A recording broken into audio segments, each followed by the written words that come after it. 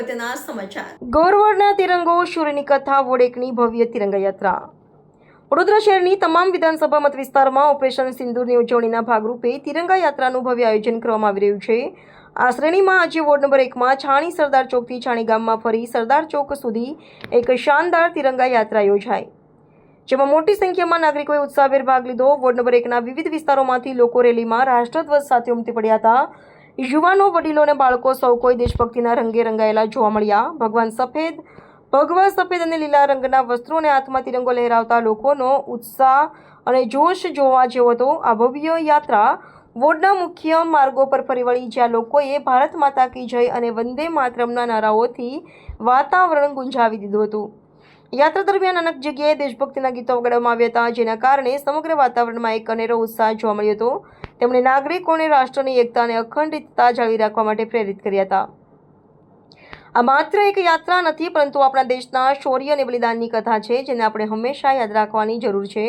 Ward number 1ની આ ભવ્ય તિરંગા યાત્રાએ શહેરના અન્ય વિસ્તારોમાં પણ દેશભક્તિનો એક નવો જુસ્સો જગાવ્યો છે. આવી યાત્રાઓ દેશના યુવાનોને રાષ્ટ્રપ્રેમ અને દેશભક્તિના મૂલ્યો સાથે જોડાવવામાં મહત્વની ભૂમિકા ભજવે છે. ત્યારે આ તિરંગા યાત્રામાં પૂર્વ ચેરમેન સતીશ પટેલ, વોર્ડ 1ના પ્રમુખ મયુરાજસિંહ જાડેજા, છાણીના યુવા અગ્રણી નિશિત અમીન સહિત મોટી સંખ્યામાં લોકો ઉપસ્થિત રહી તિરંગા યાત્રાની શોભા વધારી હતી.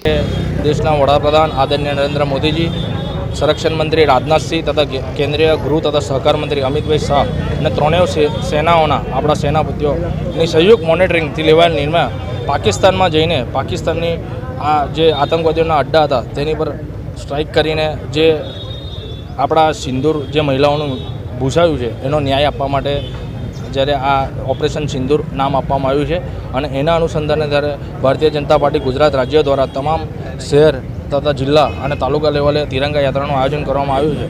ત્યારે આજરોજ વોર્ડ નંબર 1ની તિરંગા યાત્રાનું આયોજન છાણી બસ સ્ટેન્ડ ખાતે રાખવામાં આવ્યું હતું અને તે ખૂબ મોટી સંખ્યામાં સૌ લોકો જોડાયા છે. તે બદલ તેમનો આભાર વ્યક્ત કરું છું અને ખૂબ મોટી સંખ્યામાં આજે દેશપ્રેમ માટે અગર લોકો એકત્રિત થયા હોય તેવું લાગી રહ્યું.